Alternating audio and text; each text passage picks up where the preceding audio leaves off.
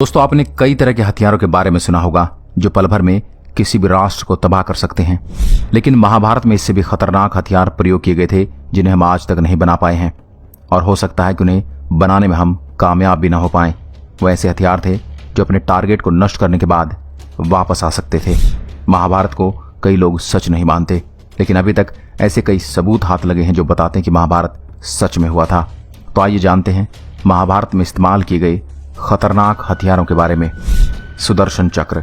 कहते हैं कि सुदर्शन चक्र एक ऐसा अस्त्र था जिसे छोड़ने के बाद यह लक्ष्य का पीछा करता और उसका काम तमाम करके वापस छोड़े गए स्थान पर वापस आ जाता। इस हथियार को ब्रह्मांड का सबसे खतरनाक हथियार माना जाता है, जो भगवान विष्णु के तर्जनी उंगली यानी इंडेक्स फिंगर में रहता है।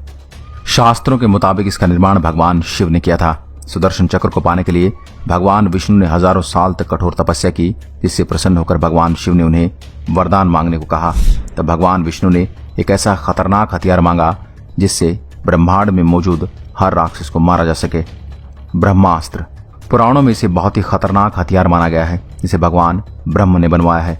ब्रह्मास्त्र का परमाणु हथियार है जिसे दैवी हथियार भी कहा जाता है।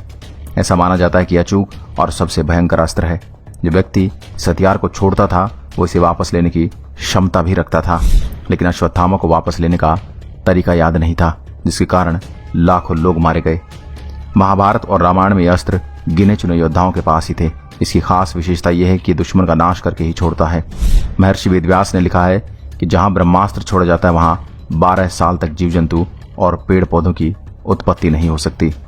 त्रिशूल। त्रिशूल को हिंदू धर्म में एक आस्था का प्रतीक माना गया है। ये भगवान शिव का हथियार है। जब भी कहीं भी जाते हैं तो त्रिशूल को हमेशा अपने पास रखते हैं। इस हथियार का इस्तेमाल महाभारत और रामायण दोनों काल में किया गया। इस हथियार से भगवान शिव ने अपने पुत्र गणेश का भी सिर धड़ से अलग कर दिया था। भाले की तरह दिखने वाले इस त्रिशूल में आगे की ओर 3 तेज धार चाकू लगे होते हैं। वज्र। हम सभी जानते कि महाभारत के युद्ध में पांडव और कौरवों में दोनों ही बहुत शक्तिशाली योद्धा थे। इसी कारण अर्जुन को मारने के लिए वज्र का प्रयोग करना चाहता था। इसके लिए कर्ण एक चक्रव्यूह की रचना करता है जिससे वह अर्जुन को मार सके, लेकिन इस व्यूह रचना में अर्जुन का पुत्र अभिमन्यु फंस जाता है और वीर गति को प्राप्त होता है।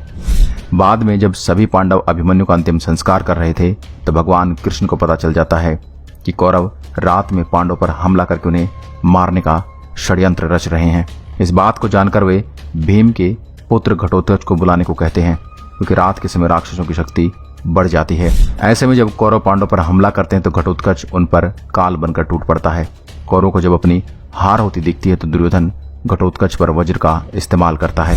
पशुपतास्त्र। त्रिशूल की तरह ही पशुपतास्त्र भी भगवान शिव का ही अस्त्र है।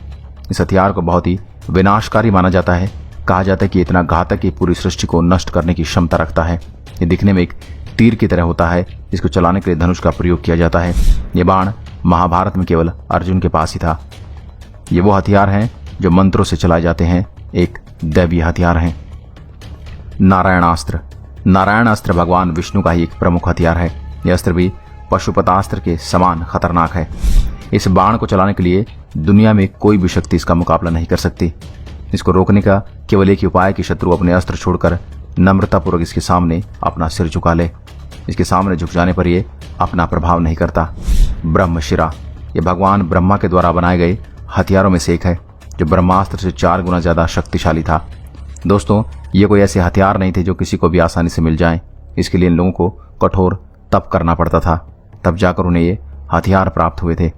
आज के लिए बस इतना ही। अगर वीडियो पसंद आए तो लाइक करिएगा और ऐसे वीडियो देखने के लिए हमारे पेज को फॉलो जरूर करें। धन्यवाद।